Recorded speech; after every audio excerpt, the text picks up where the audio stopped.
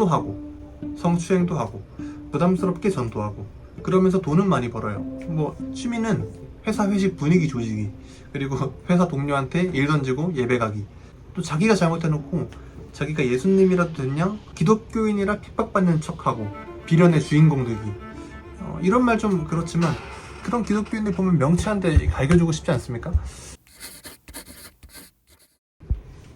저는 21살 때까지는 넌 크리스천이었습니다. 그 전까지는 모든 종교에 대해 다 비관적이었지만 특히 기독교에 대한 반발심이 심했어요. 그래서 교회 다니기 전에는 교회 다니는 친구들 놀리고 뭐 그랬죠. 제가 생각했을 때 답하기 어려운 질문으로 공격했습니다. 뭐 신이 있다면 세상이 왜 이 모양이야? 교회의 악행을 잘 봐. 그냥 가스라이팅 당하고 있는 거야. 종교는 인간이 누군가에 의지하려는 집착에서부터 시작된 거야. 라면서 막 공격했죠. 당시 친구의 이 벙벙한 표정이 아직 기억에 납니다. 답하기 어려운 질문도 아니고 어찌 보면 유치하지만 그런 공격적인 태도가 친구한테는 되게 어려웠던 것 같습니다. 오늘 제가 이런 질문들을 해결할 건 아니고요. 당시 저한테 이 기독교란 쓰레기 종교에 불과했다는 것을 말씀드리고 싶었습니다.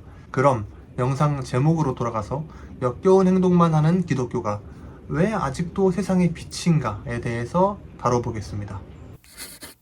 역사를 아시는 분들은 아마 과거에는 기독교가 어떤 역사의 빛과 같은 존재를 했다는 걸 인정하실 겁니다. 일제강점기만 돌아봐도 기독교는 민족 독립운동의 중추적인 역할을 했죠. 그리고 지금의 과학기술도 사실은 기독교로부터 시작되었습니다.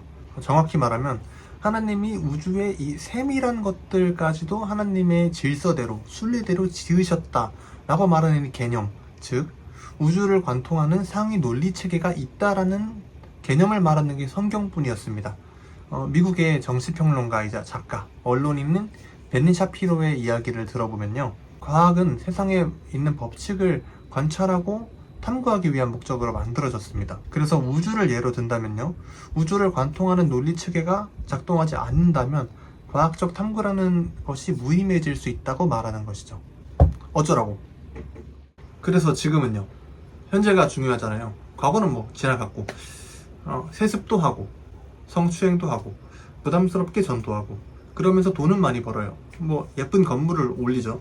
취미는 회사 회식 분위기 조지기, 그리고 회사 동료한테 일 던지고 예배 가기, 또 자기가 잘못해놓고 자기가 예수님이라도 됐냐 기독교인이라 핍박받는 척하고 비련의 주인공 되기. 이런 말 좀 그렇지만 그런 기독교인들 보면 명치 한 대 갈겨주고 싶지 않습니까? 하지만 패는 건 그만둡시다. 또 비련의 주인공이 되어버릴 수 있기 때문에. 자, 여러분, 사실은요, 기독교는 종교도 아닙니다. 다른 종교의 모양과 비슷하니까 종교라는 범주 안에 넣어진 거죠. 사실 종교도 아니에요. 보통 종교라 함은 삶이 조금 나아져야 하거든요. 예를 들어서 가난한 집안에서 중요한 시험을 치르는 아들을 둔 어머니가 있습니다. 타종교에서 열심히 시중을 드리면요, 감동해서 복을 주실 거라고 합니다. 그렇게 어머니는 아들을 향한 사랑으로 지극정성을 다하죠. 때문에 이 보통의 종교에는요, 종교인들의 아름다운 흔적이 가득합니다. 무릎을 몇십 년 동안 꿇어가지고 나무가 패인다거나 그런 아름다운 흔적이 가득하죠. 같은 조건인데 이번엔 교회 다니는 어머니입니다. 교회라면 이렇게 말합니다. 기도를 해도 하나님이 시험을 잘 보게 하실지 아닐지는 모른다. 하나님은 어머님보다도 아들이 행복하기를 바라시지만 그렇다고 그 시험에 붙이시는 건 아니다. 기도는 줄다리기도 아니다. 하나님이 어머님의 노력 여부로 그 시험을 잘 보냐 안 보냐를 결정하시지도 않는다. 그런 인간들의 법칙에 존재하시는 분이 아니다. 이럽니다. 이게 뭔가요? 어쩌라는 거죠? 또 타종교는 선행을 이야기합니다. 그럼 구원받을 거라고요. 하지만 기독교는요, 너의 노력 아무리 많이 해도 조금의 구원도 얻을 수 없을 거라고 말합니다. 심지어 너의 선행은 진짜도 아닐 수 있다라고 말하죠. 그러니까 종교도 아닙니다. 그럼 많은 사람들이 교회 다니는 이유가 뭘까요? 소속감? 심리적인 구속? 공동체성? 장담컨대 절대 아닙니다. 여러분에게 이해가 편한 방법으로 이야기하자면 세상에서 얻을 수 없는 게 있기 때문입니다. 그건 주변에 나를 위로해줄 사람이 없어서 교회가 위로해주기 때문도 아닙니다. 또 내가 교회 봉사로 하여금 계속해서 나를 가치 있는 사람으로 자아를 실현하기 때문도 아니에요. 그럼 왜일까요? 여러분, 하나 질문하고 싶습니다. 여러분은 왜 사시나요? 왜 태어났으며 뭘 위해 살아가시나요? 그 정답이 교회에 있습니다. 정확히는 성경에 있고요. 정확히는 진리에 있습니다. 진리는 여러분이 사랑받기 위해 지어졌고, 그래서 어떻게 살아가야 하고 때문에 어떻게 지어졌는지를 말합니다. 또 하나님이 여러분을 사랑하기 때문에 어떤 짓까지 하셨는지를 이야기합니다. 교회가 아직도 빛과 소금이냐고요? 그렇습니다. 예수님이 우리를 빛과 소금이라고 하셨기 때문입니다. 누구는 덜 짠 소금이고 누구는 더 밝은 빛이 아니라 그냥 너희는 빛과 소금이다라고 말씀하셨습니다. 이걸 보는 그리스도인 여러분, 제가 앞서 교회에 대해 이야기한 것이 날카롭게 들렸고 그걸로 인해서 기분이 상하셨다면 차라리 그 날카로운 것으로 자신을 찔러서 죽어버리는 것이 유익합니다. 그것이 우리가 살아가는 방법입니다. 우리는 빛입니다. 그러니 내가 얼마나 빛나는가, 내가 아직도 빛인가에 집착하지 마시고 세상이 진짜로 봐야 하는 것을 비춰주십시오. 또 우리는 소금입니다.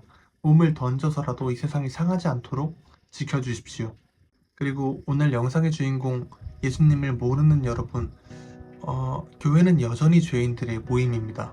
그러니 교회를 보지 마십시오.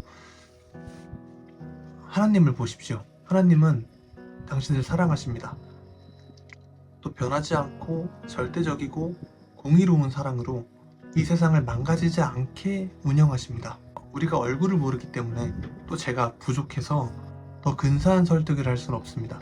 여러분이 귀하기 때문에 또 하나님이 그렇다고 하셨기 때문에 이 영상을 굳이 찍는다는 말로 밖에 설득할 수 없을 것 같습니다. 왜 이 세상에 점점 아픔이 많아지고 다양성을 존중하는 척 문란해지고 공평을 논하면서 불공정해지는지 아십니까? 그건 세상이 하나님을 몰라서 그렇습니다. 지금 이 세상을 정면으로 부딪히고 비판하는 건 기독교밖에 없습니다. 이 세상이 성경과 반대로 움직이기 때문이죠. 하나님의 진리는 이 세상이 나아가야 할 방향을 말합니다. 여러분, 교회가 빛이 아니고 또 하나님이 계실 리 없다는 근거나 이유가 있으시다면 그걸 다 들고 교회에서 부딪혀 보시기 바랍니다. 그리고 성경을 부정하는 것에 성공하셨다면 이 가스라이팅 단체에서부터 저를 꺼내주십시오. 하지만 저는 여러분이 교회에 가면 진짜 사랑을 알고 받고 하게 되실 거라고 추측합니다. 교회에 대한, 기독교에 대한 비난이 손바닥으로 하늘을 가리려는 것이었구나라는 걸 알면서요.